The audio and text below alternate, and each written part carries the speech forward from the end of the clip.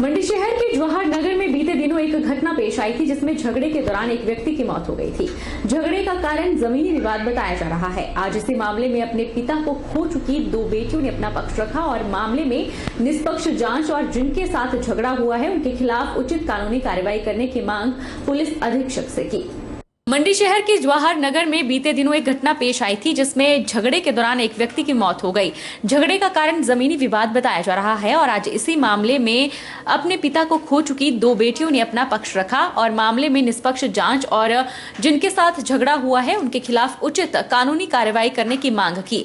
Media को जानकारी देते हुए बेटियों ने बताया कि पुष्पराज नामक व्यक्ति और उसका परिवार काफी समय से उनके साथ झगड़ा करता आ रहा है और इसके बारे में नगर निगम प्रशासन और एडीएम को लिखित और मौखिक रूप से जानकारी भी दी गई थी। शिकायत के बाद अतिरिक्त दंडाधिकारी और पुलिस भी मौके पर आई थी। पुष्पराज को नोटिस भी भेजे गए थे, बावजूद इसके वह नियमों की अवहेलना करता रहा और उग्र हो गया।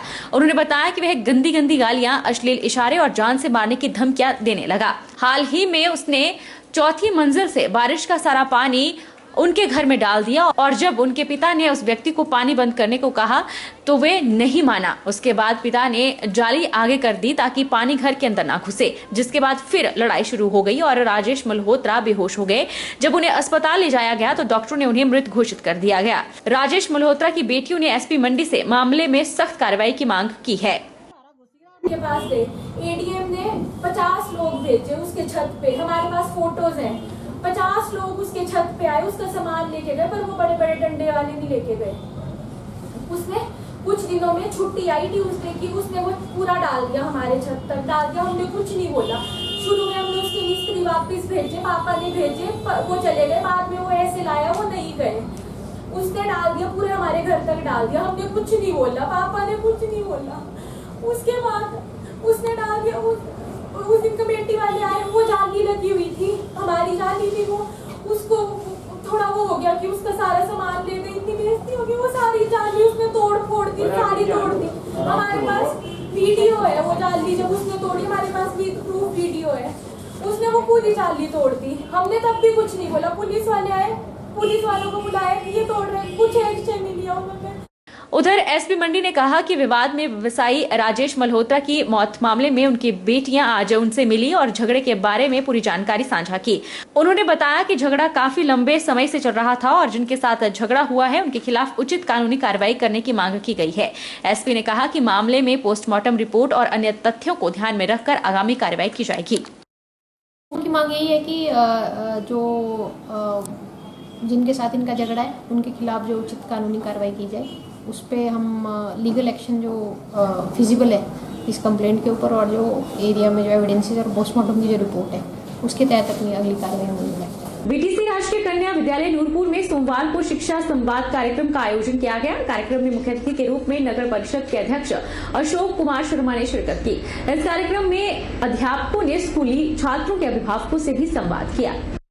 बीटीसी राजकीय कन्या विद्यालय नूरपुर में सोमवार को शिक्षा संवाद कार्यक्रम का आयोजन किया गया। कार्यक्रम की अधिक जानकारी देते हुए स्कूल प्रिंसिपल ने बताया कि कोरोना काल में बच्चे पढ़ाई में पीछे रह रहे हैं, जिसकी वजह से उनके माता पिता से बात करना जरूरी है।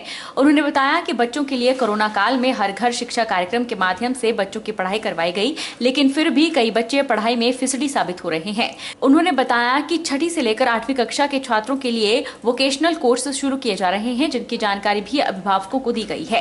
उन्होंने कहा कि इस शिक्षा संवाद कार्यक्रम के जरिए अभिभावकों को उनके बच्चों की पूरी जानकारी रहती है और उनकी परफॉर्मेंस को भी देखते रहते हैं। और अभिभावकों को ये बताया जा रहा है कि हर घर पाठशाला जो कि कोरोना काल में शुरू हुई, पहले लॉकडाउन से स्टार्ट हुई थी, तो उसमें अभिभावकों का क्या रोल था और कई अभिभावकों ने बहुत ही अच्छा रोल उसके अंदर अदा किया है। बहुत अच्छे बच्चे उन्होंने घर पे एक अध्यापक की भूमिका निभा करके अपने बच्चों की पर्सनैलिटी डेवलप की, उनको पढ़ने में लगाया। लेकिन बहुत सारे ऐसे भी बच्चे हमारे पास रह गए जो रीडिंग और राइटिंग में कमजोर पड़ गए हैं, जिन्हें मालूम ही नहीं है कि पढ़ा कैसे जाता है, पहचान कैसे की जाती है। तो उस प्रयास के लिए आज हमने चर्चा की है अभिभावकों के साथ। विद्यांजलि 2 प्रोग्राम सरकार का दिया गया है, उस विद्यांजलि की भी प्रोग्राम की हमने जानकारी दी है। निपुण भारत में क्या क्या बच्चों के साथ एक्टिविटीज होनी है, बच्चों को किस तरह से मार्गदर्शन दिया जाना है, उसके ऊपर भी चर्चा की गई है। पर्यटन नगरी डलहौजी के गांधी चौक के माल रोड के मुख्य बाजार में सोमवार सुबह करीब 3 बजे भड़की आग ने भयंकर तबाही मचाई है। आग इतनी भीषण थी कि इसने 5 दुकानों को अपनी चपेट में ले लिया। प्रारंभिक जांच में आग लगने का कारण शॉर्ट सर्किट बताया जा रहा है और शुरुआती जांच में 15 से 20 लाख का नुकसान का आंकलन लगाया गया है। हिमाचल में आग लगने का सिलसिला थमने का नाम नहीं ले रहा है। सुबह तकरीबन 3 बजे पर्यटन नगरी डलहौजी के गांधी चौक के माल रोड के मुख्य बाजार दुकान में आग लग गई और देखते ही देखते आग ने भयंकर रूप ले लिया, जिसकी चपेट में 5 दुकानें आ गई और जलकर राख हो गई। दुकानों के बीच रखा सामान भी जल गया। प्रारंभिक जांच में आग लगने का कारण शॉर्ट सर्किट बताया गया है और अभी शुरुआती जांच में 15 से 20 लाख का नुकसान का आंकलन लगाया गया है, लेकिन ये और भी बढ़ सकता है। वहीं स्थानीय लोगों ने आग लगने की सूचना अग्निशमन विभाग और पुलिस को दी। आईपीएच विभाग के कर्मचारियों और एयरफोर्स स्टेशन डलहौजी का अग्निशमन दस्ता भी आग पर नियंत्रण पाने में जुट गया था, लेकिन आग इतनी भयंकर थी कि इसमें 5 दुकानों को अपनी चपेट में ले लिया। जिस जगह से आग भड़की उस भवन के नीचे होटल के कमरे थे। उधर एसडीएम डलहौजी जगन ठाकुर ने बताया कि 5 दुकानें जली हैं। नुकसान का आंकलन किया जा रहा है और यह प्रारंभिक जांच में सामने आ रहा है कि अब तक 15 से 20 लाख का नुकसान हुआ है। तकरीबन 15-20 मिनट में जो है वो फायर टेंडर वहां पहुंचे और उन्होंने जो भी आग को बुझाने का जो कार्य है वो तेजी से किया और इसमें करीब 5 जो दुकानें हैं वो पूर्णतः जो है वो क्षतिग्रस्त हुई हैं। पूरी तरह जो है वो आग की भेंट चढ़ी हैं और जो भी इसमें इनके जो ओनर्स थे, मालिक थे, उनको हमने फौरी राहत के तौर पर जो है 20,000 रुपया जो है वो मौके पर दे दिया गया है और बाकी जो भी राहत नियमावली के अनुसार जो अमाउंट दिया जाना है वो दिया जाएगा और इस तरह से जो है वो आग के ऊपर काबू पा लिया गया था। देखिए अभी तो ये करीब जिस प्रकार से बताया जा रहा है तो वो 10 से 15 लाख के बीच का जो सामान का ही नुकसान जो है वो बताया जा रहा है। राज्य स्तरीय शिवरात्रि महोत्सव के शुभ अवसर पर बैजनाथ के ऐतिहासिक शिव मंदिर में रंग बिरंगी फूलों और लाइटों से भोले के दरबार को सजा दिया गया है, जिसके लिए विशेष तौर पर देश विदेश के फूल मंगाए गए हैं, जिनमें गेंदा, लिली, ऑर्किड फूलों की डेकोरेशन की जा रही है। बैजनाथ में 5 दिवसीय राज्य स्तरीय शिवरात्रि महोत्सव की तैयारियां शुरू हो गई है। रंगीन लाइट और फूलों से भोले के दरबार को सजाया गया है।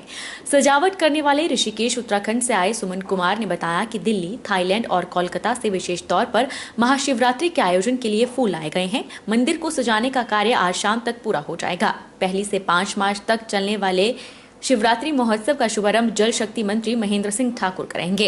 इस महोत्सव को सफल बनाने के लिए प्रशासन द्वारा जोरों शोरों से तैयारियां की जा रही है। लाखों की संख्या में श्रद्धालु भोलेनाथ के दर्शनों के लिए शिवधाम पधारते हैं। मैं ऋषिकेश से आया हूँ, उत्तराखंड। यहाँ मंदिर में कई सालों से आ रहा हूँ, तो फूलों की ये डेकोरेशन मेरी है। मेरा नाम सुमन है, चंदना फ्लावर्स के नाम से मेरी शॉप है। ये फूल दिल्ली से, थाईलैंड से, कई जगहों से आते हैं। ये गेंदा है, लड्डू गेंदा कहते हैं इसको, जरबरा है, ऑर्किड है और लिली वगैरह सब कुछ मिलाकर हमने लगाया है। तो कई साल से आके मैं सेवा कर रहा हूँ, इस बार भी सेवा का मौका मिला है। फूल जैसे दिल्ली मंडी से मैं लेके आता हूँ, वहाँ पे थाईलैंड और बाहर कई जगहों से आता है और मैं ऋषिकेश उत्तराखंड से आया हूँ। सोलन के साथ लगती शमरोड पंचायत के स्वास्थ्य उपकेंद्र धरजा की हालत खस्ता है। छत से जगह जगह पानी टपक रहा है। पानी टपकने के कारण सारा रिकॉर्ड और फर्नीचर खराब हो गया है। सीलन की बदबू की वजह से कमरों में खड़ा होना भी मुश्किल है। वहीं स्वास्थ्य उपकेंद्र धरजा की आशा वर्कर ने बताया कि समरोड पंचायत के स्वास्थ्य उपकेंद्र धरजा की हालत खस्ता बनी हुई है। यहाँ पर बारिश का पानी अंदर टपकता है, जिस वजह से काफी बदबू आती है। उन्होंने सरकार से इस भवन की हालत को ठीक करने की गुहार लगाई है। आप देख रहे हैं कि बारिश की वजह से जो है हमारे सब सेंटर की दशा बहुत ही खराब है। यहाँ पे बैठने की स्थिति भी अच्छी नहीं है। पानी की वजह से सारी कुर्सियाँ, सारी गद्दियाँ गिली हो गई है, जो कि थोड़ी देर पहले हमने धूप में सुखाकर अंदर रखी है। हमने बार बार PWD विभाग को इसके बारे में लिख के दिया है। कई जई आए हैं, देख के चले गए हैं, पैमाइश करके चले गए हैं, लेकिन इसके बारे में उन्होंने कुछ भी नहीं किया है। विभाग से विनती है कि वो जल्दी से जल्दी इसे सुधारने की कोशिश करें ताकि आने वाले टाइम में किसी को भी जान माल का नुकसान ना हो। विश्व हिंदू परिषद ने बिलासपुर में प्रांत सहमंत्री तुषार डोगरा की अगुवाई में फरवरी को कर्नाटक के बजरंग कार्यकर्ता हर्ष की मौत के मुद्दे पर शहीद स्मारक के PFI का पुतला जलाया और जमकर नारेबाजी की। विश्व हिंदू परिषद कार्यकर्ताओं ने उपायुक्त के माध्यम से राष्ट्रपति को ज्ञापन सौंपकर केंद्र सरकार से हर्ष की मौत के आरोपियों को फांसी देने की मांग की।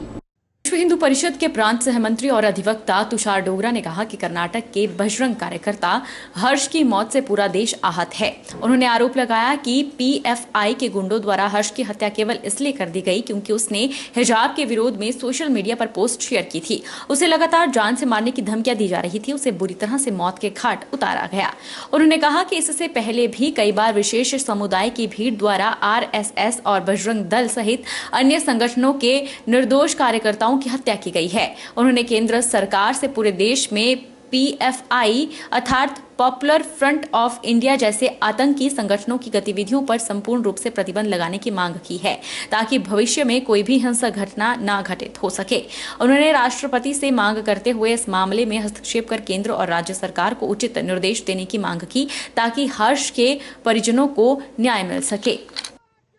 राष्ट्रपति महामहिम राष्ट्रपति को डिप्टी कमिश्नर के माध्यम से ज्ञापन प्रेषित किया जाएगा कि PFI जो पॉपुलर फ्रंट ऑफ इंडिया है, जिसने अभी हाल ही के अंदर कर्नाटक में बजरंग दल के कार्यकर्ता हर्ष की निर्मम हत्या की गई, उसके विरोध के अंदर हम मांग करते हैं कि PFI को पूर्ण प्रतिबंध किया जाए। उसके उपरांत जो दोषी हैं जिन्हें गिरफ्तार किया गया उन्हें कैपिटल पनिशमेंट यानी फांसी की सजा होनी चाहिए ताकि इस प्रकार की इस्लामिक जिहाद की गतिविधियों को अंजाम दिया जा सके। हिंसा का किसी प्रकार का कोई भी मान्य किसी भी संगठन की विचारधारा के अंतर्गत नहीं है, लेकिन PFI कर्नाटक के नहीं, चाहे तेलंगाना की बात करें, हैदराबाद की बात करें या देश के विभिन्न केंद्रों की बात करें तो बजरंग दल और विश्व हिंदू परिषद राष्ट्रीय स्वयंसेवक संघ के स्वयंसेवकों के आए दिन मर्डर और आपराधिक घटनाओं की वारदात आती रही है। हम मांग करते हैं कि PFI को तुरंत बैन किया जाए, केंद्र सरकार इसके ऊपर पूर्णतः लगाम लगाए। ऐसी मांग विश्व हिंदू परिषद आज महामहिम राष्ट्रपति महोदय को ज्ञापन प्रेषित कर करेगी। बद्दी पुलिस की SIU टीम ने मधाला पंचायत में हाउसिंग बोर्ड कॉलोनी में 2 लोगों को 880 ग्राम अफीम के साथ गिरफ्तार किया है। दोनों आरोपितों को गिरफ्तार कर लिया गया है। इसके खिलाफ NDPS एक्ट के तहत मामला दर्ज कर लिया है। बरोटीवाला में 880 ग्राम अफीम के साथ 2 लोगों को गिरफ्तार किया गया है। पुलिस से मिली जानकारी के अनुसार 2 लोग बरोटीवाला थाना के तहत मधाला स्थित हाउसिंग कॉलोनी के रास्ते पैदल जा रहे थे। SIU टीम ने शक के आधार पर जब उन दोनों व्यक्तियों को रोका तो वे घबरा गए।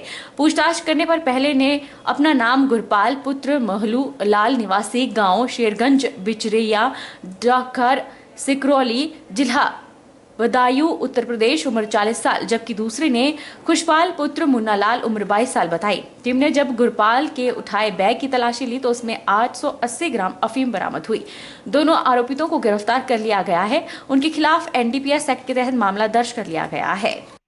पुलिस ने एक अफीम यहाँ पे पकड़ी है, बद्दी क्षेत्र में क्या है। टोटल 880 ग्राम अफीम बरामद हुई है। Gurpal son of Shri Makkhulal RO Sherganj PO Sikrauli PS Binawar district Badaun UP से। इससे और एक दूसरा लड़का है खुशपाल, ये 22 साल का है, ये भी माइग्रेंट है। दोनों से हिमुडा कॉलोनी मधाला में जो कि है 880 ग्राम 880 ग्राम अफीम जो है पकड़ ली गई है। पुलिस थाना बरोटीवाला में NDPS एक्ट के तहत जो है मुकदमा दर्ज किया गया है और जी इनको भी ये पुलिस रिमांड पर है, कोर्ट में इनको पेश किया गया। वक्त चला है छोटे से ब्रेक का। ब्रेक के बाद फौरन लौटेंगे, आप बने रहिए हमारे साथ।